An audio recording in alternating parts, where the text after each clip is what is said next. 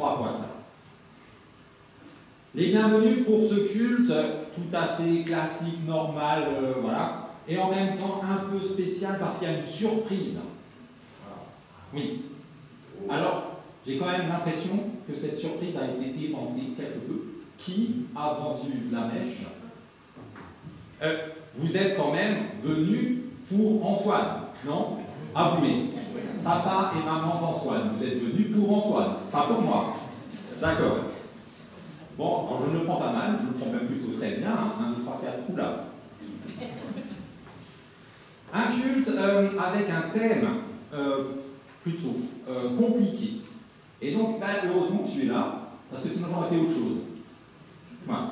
Et donc, grâce à Antoine, on va quand même faire ce qui était prévu, le thème un peu compliqué, vous verrez qu'au final, c'est plutôt simple. C'est clair? Moyen. Alors, on va déjà se compliquer un peu la tâche.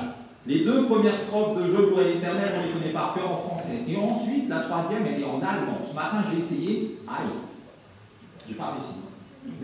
Voilà. Alors, la 3e, je joue en allemand. Joue en allemand. Oui.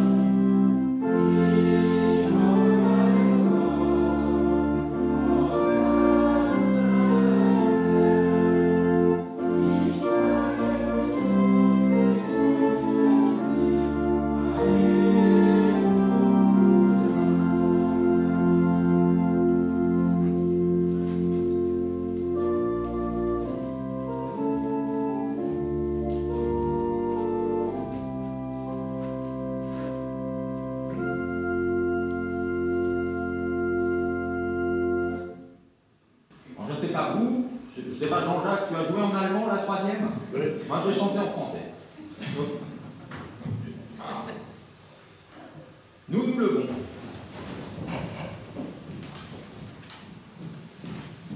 Et nous prions en antiphonant les paroles du psaume 103, les messieurs prenant ce qui est en caractère simple, et les dames ce qui est en caractère gras, et l'antienne, la première phrase, nous la disons ensemble. Voici maintenant le salut, la puissance et la royauté de notre Dieu, et le pouvoir de son Fils. Alléluia. Le Seigneur a son trône dans les cieux. Sa royauté s'étend sur une terre. Messager du Seigneur, bénissez-le. Invincible porteur de ses ordres, bénissez-le. Soyez attentifs au son de sa parole. Bénissez-le, armée du Seigneur. Vous qui le servez, exécuter ses désirs. Toutes les œuvres du Seigneur, bénissez-le. Sur toute l'étendue de son empire, bénissez-le. Bénis le Seigneur, ô mon âme. Chantons gloire au Dieu 3 fois saint. Et Sanctem Vater.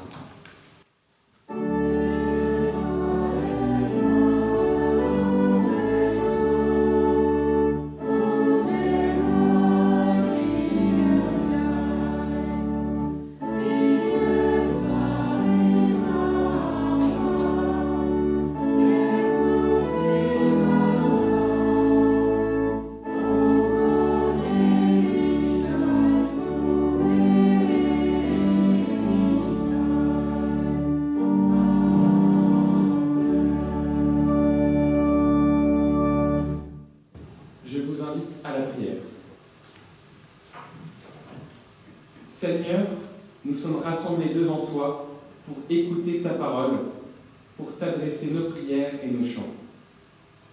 Nous prenons conscience de ce qui nous sépare de toi et, n'arrivant pas à te trouver par nos propres moyens, nous nous en remettons à toi dans le secret de notre cœur.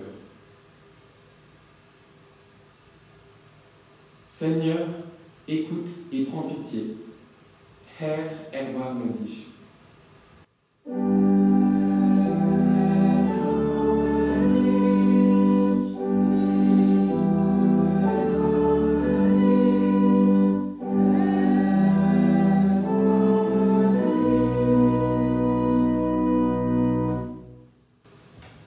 Dieu notre Père nous a fait une miséricorde. En Jésus-Christ, il vous pardonne votre péché. Dieu est amour, celui qui demeure en l'amour demeure en Dieu, et Dieu demeure en lui. Seigneur, merci pour cette promesse. Tu es notre espérance pour un monde rempli de lumière et de paix. Chantons à Dieu notre reconnaissance. Ehre sei Gott in der Höhe.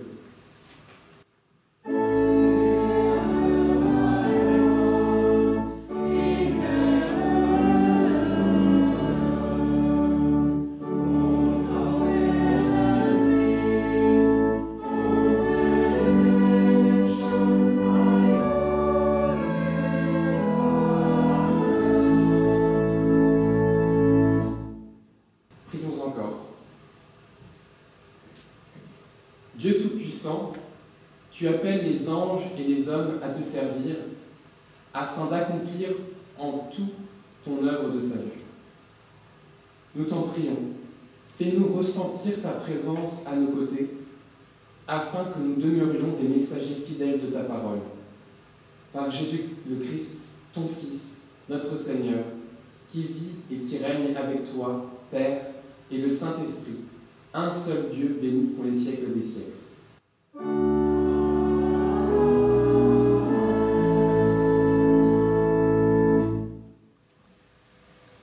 Alors une bataille s'engagea dans le ciel.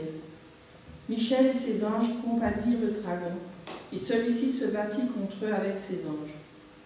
Mais le dragon fut vaincu, et ses anges et lui n'eurent plus la possibilité de rester dans le ciel. L'énorme dragon fut jeté dehors. C'est lui le serpent ancien, appelé le diable ou Satan, qui trompe le monde entier.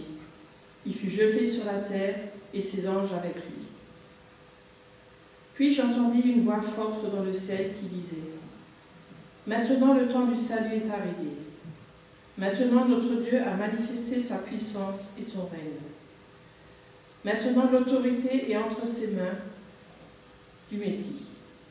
Car il a été jeté hors du ciel l'accusateur de nos frères, celui qui les accusait jour et nuit devant notre Dieu. Nos frères ont remporté la victoire sur lui grâce au sang de l'agneau et à la parole dont ils ont témoigné. Ils n'ont pas épargné leur vie, ils étaient prêts à mourir. C'est pourquoi réjouissez-vous, cieux et vous qui les habitez. Mais quel malheur pour vous, terre et mer! Le diable est descendu vers vous, plein de fureur, car il sait qu'il lui reste très peu de temps.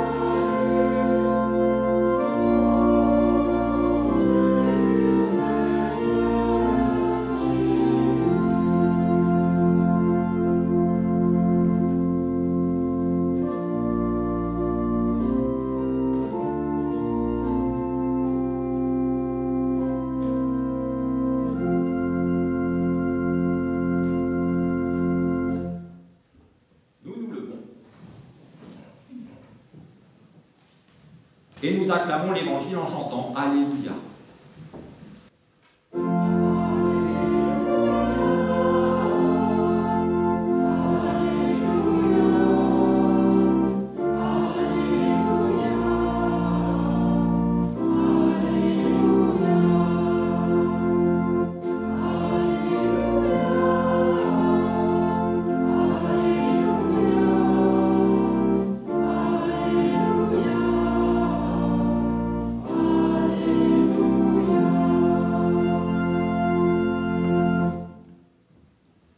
Les 72 envoyés revinrent pleins de joie et dirent : Seigneur, même les esprits mauvais nous obéissent quand nous leur donnons des ordres en ton nom.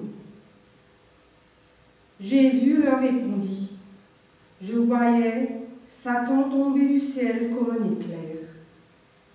Écoutez, je vous ai donné le pouvoir de marcher sur les serpents et les scorpions et d'écraser toute la puissance de l'ennemi, et rien ne pourra vous faire du mal.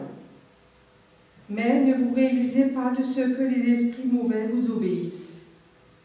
Réjouissez-vous plutôt de ce que vos noms sont écrits dans les cieux. Seigneur, ta parole est la vérité. Enseigne-nous à marcher selon ta vérité. L'aube s'attire au Christ. Vous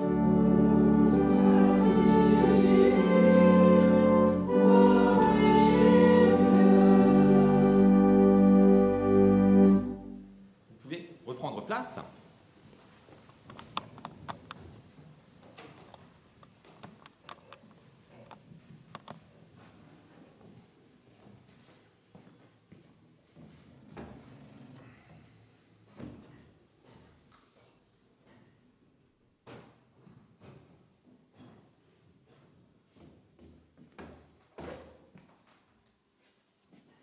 Est-ce que tu pourras juste regarder si j'ai pas laissé dehors le truc qu'on a dit? C'est dimanche matin. Je sais pas encore. Peut-être c'est pas dehors.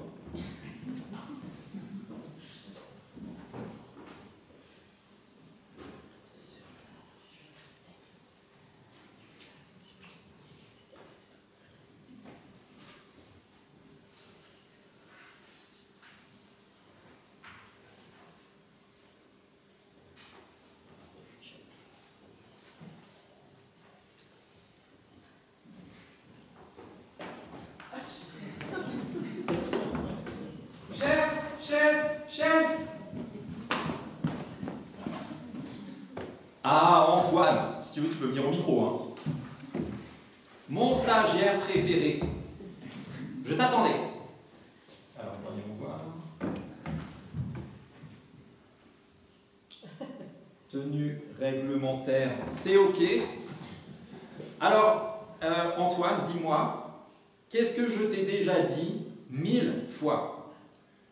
Tu m'as dit « Antoine, ne m'appelle pas chef, mais appelle-moi maître !» Pas aussi fort. Si le vrai maître t'entend dire ça, il va me remonter les bretelles. Encore une fois.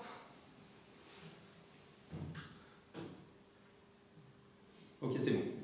Alors Antoine, quelles sont les nouvelles du front? Ça y est, Satan est tombé. Excellent. Cette guerre est en train de tourner en notre faveur. Oui, la tête du serpent est coupée et toutes les vipères tombent avec lui. Formidable, formidable. C'est sûr qu'ils n'avaient plus leur place au paradis. Hein. Ils n'avaient plus rien à faire avec nous. Chef, si je peux me permettre, que s'est-il passé pour qu'on en arrive là? Ah, Antoine, j'oublie parfois que tu es un perdreau de l'année et que bien des choses t'échappent comme elles échappent à la plupart des humains. Alors le déclencheur de ce conflit, c'est l'orgueil. L'orgueil? Oui. Ah oui, c'est comme quand tu me dis de t'appeler maître. Tout. Alors, c'est pareil, mais c'est quand même un peu différent, c'est pas le même niveau. Satan, ou le diable, Lucifer, le dragon, le serpent, bah, peu importe comment tu veux l'appeler, hein, il a 1000 noms. Bah lui, il était le plus lumineux d'entre nous. Et cette gloire lui est montée à la tête. alors il a commencé à se sentir supérieur. D'abord supérieur à nous, les autres anges, jusqu'à se sentir supérieur à Dieu.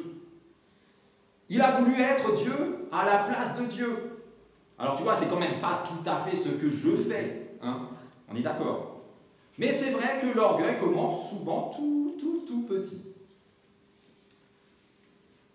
Et c'est pas pour rien que le vrai maître te reprend directement à chaque fois. Oh, oh, oh. Mais dis-moi, on se lâcherait pas un peu trop là? Tu voulais pas que je t'explique humblement 2-3 petites choses que tu ne savais pas? Allez, dis-moi déjà ce que tu sais, et je compléterai. Alors, je sais que la guerre fait rage entre le camp de Dieu et ses ennemis, c'est ça? Effectivement, c'est exactement ça, cette guerre fait rage. D'ailleurs, on est en plein dedans. Elle a commencé il y a tellement longtemps que même certains anges en ont oublié l'origine. Ils ne savent plus quand. Elle a toujours été pour eux aussi. Alors quant aux humains, beaucoup ignorent qu'elle a lieu. Ou alors ils font semblant de ne pas savoir. Et ceux qui en sont conscients, ils ont l'impression que ça a toujours été comme ça et que ça ne peut jamais aller mieux. Le fait que les humains soient soumis au temps qui passe, avec les incessantes successions de difficultés, c'est vrai que ça complique encore les choses. Alors là, tu n'es pas mon stagiaire préféré pour rien. Tu soulignes un point important. Nous ici, nous sommes dans l'éternité de Dieu. Pour nous aussi, comme pour Dieu, un jour est comme 1000 ans et 1000 ans sont comme un jour. Ici, dans l'éternité de Dieu, le temps n'a pas de prise sur nous. Parce que dans l'éternité, le temps n'existe pas. Alors que pour les humains, une seule minute de souffrance paraît plus longue qu'une semaine entière de bonheur. Ici, cette guerre dans laquelle on est en plein dedans, et qui dure depuis si longtemps, en fait, c'est comme si elle venait juste de commencer. Peut-être la semaine dernière, ou peut-être même ce matin, quand on s'est levé. Ah, tiens, il y a la guerre. Et mieux encore, en fait, bien qu'on soit en plein dedans, pour nous, cette guerre, elle est déjà finie. Elle est déjà finie. Alors là encore, j'ai du mal à te suivre. Ça me paraît trop bizarre de mélanger comme ça ce qui est, ce qui était et ce qui sera. C'est trois choses différentes. Alors, forcément, tu ne peux pas encore tout saisir, tu es stagiaire. N'oublie pas. Mais je t'assure, il n'y a pas d'anachronisme. Puisqu'ici, dans l'éternité, chronos, anachronisme, chronos, le temps, il n'existe pas. Mais ne te tracasse pas plus pour ça, laisse ça de côté. Le plus important, c'est que tu saisisses que la guerre est déjà finie. Et que la victoire, elle est à nous. Oui, ça j'avais bien saisi. C'est d'ailleurs formidable de savoir qu'on a gagné, parce que ça booste mon espérance. Et je sais aussi que ça a déjà été annoncé aux humains.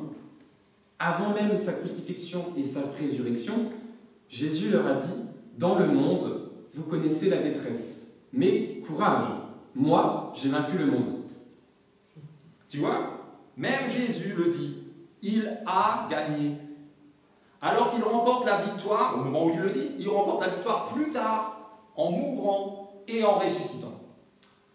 En gros, on continue à lutter parce qu'on est en plein dedans et on lutte avec d'autant plus d'espérance et de confiance qu'on sait que la victoire est déjà assurée. On sait même qu'on a déjà gagné. Mais au fait, on lutte pourquoi? Très bonne question. Alors on lutte tout simplement pour notre âme. Enfin, les humains, eux, ils luttent pour leur âme. Nous, on aide Dieu à les aider, eux, dans leur lutte. Ah, donc, l'enjeu de cette guerre, ce sont les âmes des humains?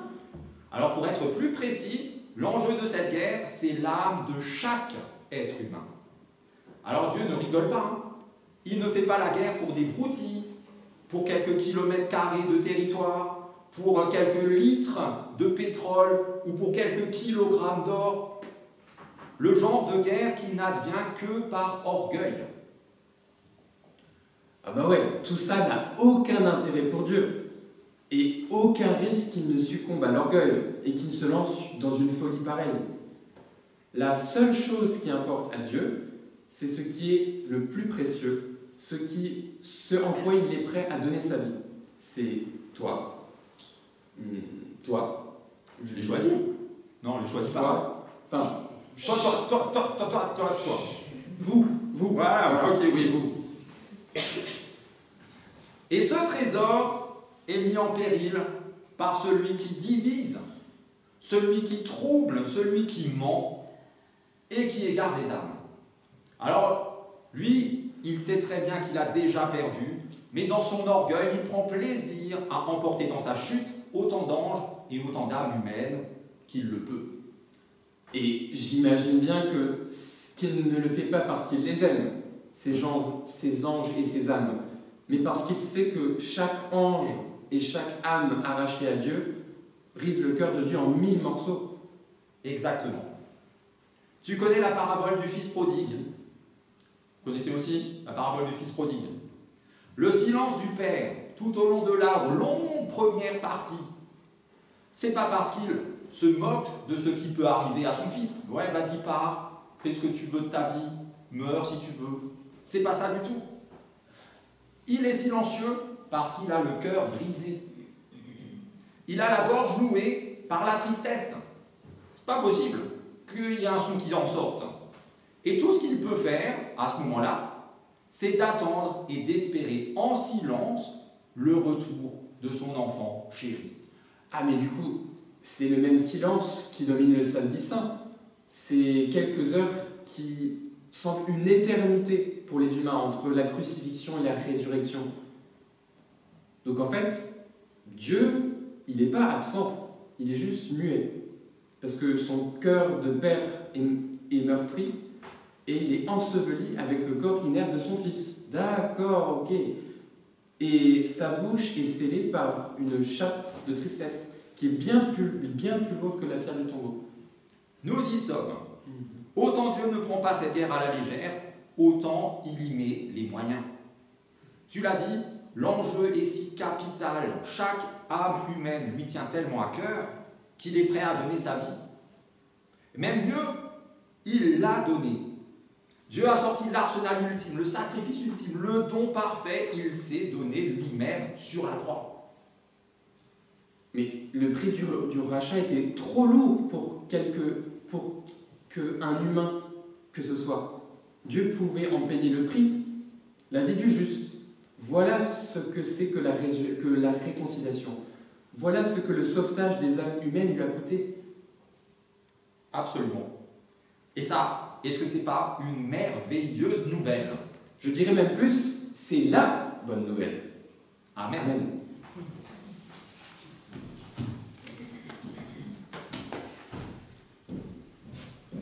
Tu veux laisser? Tu peux.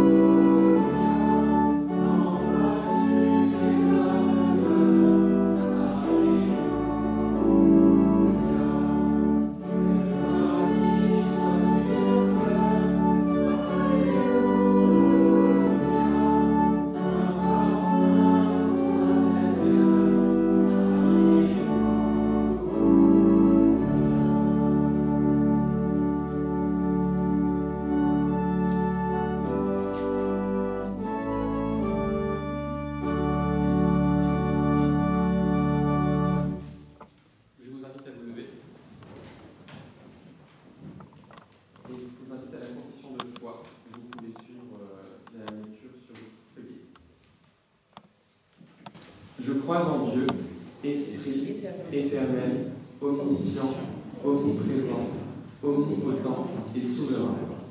Il est saint, fidèle, juste, compatissant et amour.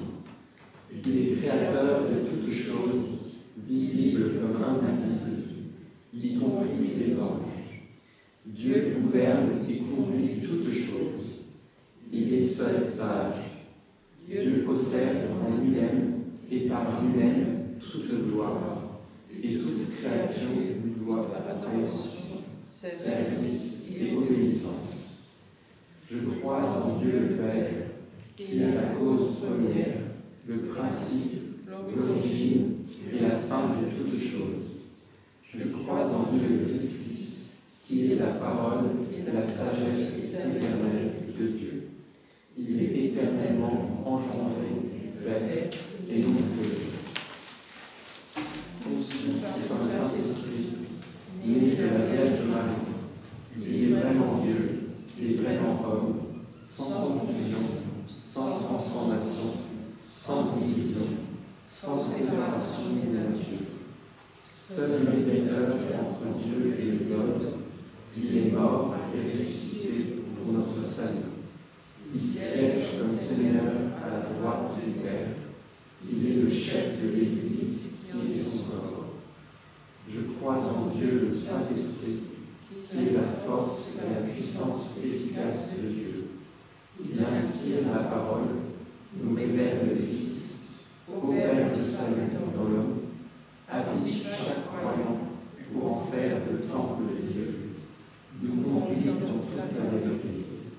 Il est le consolateur, donne la force au témoignage, dispense les dons dans l'Église et accomplit les miracles. Amen. Réjouissons-nous dans l'espérance chrétienne, ô ma joie et mon espérance.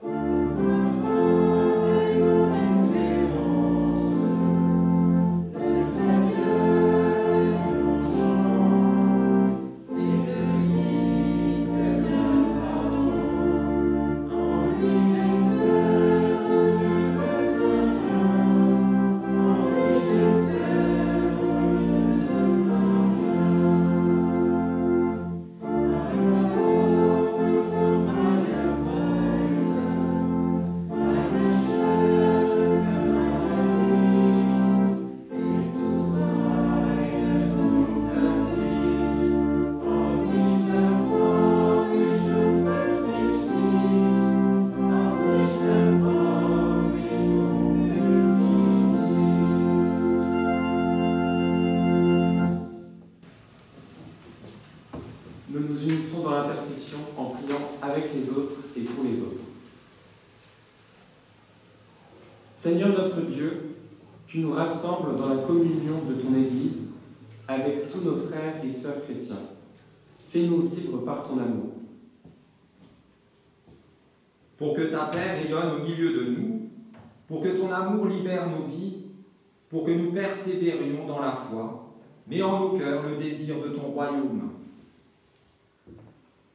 Pour l'Église, que l'Esprit Saint la garde accueillante.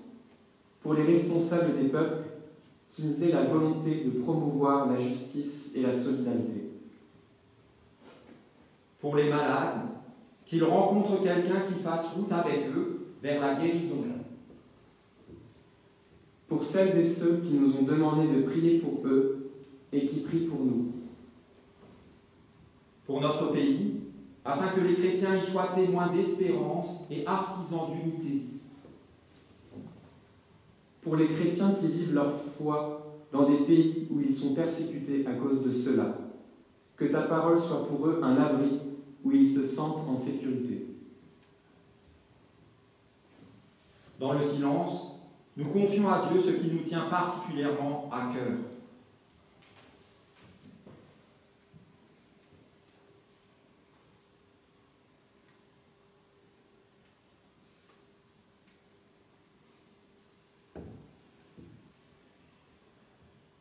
Dieu notre Père, tu nous offres ton amour, tu es béni pour les siècles des siècles.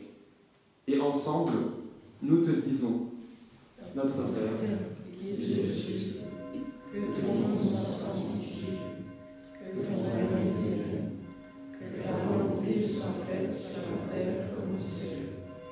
Donne-nous aujourd'hui notre pain de ce jour. Pardonne-nous nos offenses, comme nous pardonnons aussi à ceux qui nous ont offensés. Et ne nous laisse pas entrer en tentation, mais délivre-nous du mal. Car c'est à toi qu'appartient le règne, la puissance et la gloire, pour les siècles et siècles. Amen. Je vous invite à reprendre vos places.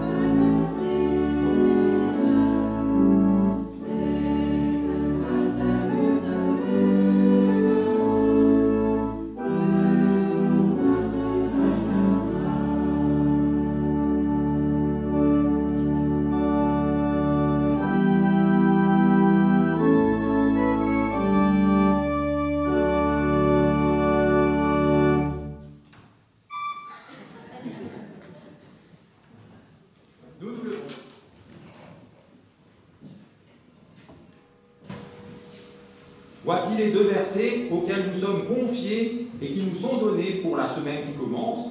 Le premier est tiré de la première lettre de Jean et dit ceci: voici le commandement que nous tenons de Dieu, que celui qui aime Dieu aime aussi son frère. Et le second est tiré du livre des psaumes: l'ange du Seigneur campe alentour pour libérer ceux qui le craignent. Nous allons dans la paix de Dieu et nous lui demandons sa bénédiction. Que le Dieu de l'espérance, source de paix, vous sanctifie entièrement, et que tout votre être, l'esprit, l'âme et le corps soient remplis de joie et de paix dans la foi, pour que vous débordiez d'espérance par par la puissance du Saint-Esprit. Il vous bénit, celui qui est Père, Fils et Saint-Esprit. Amen.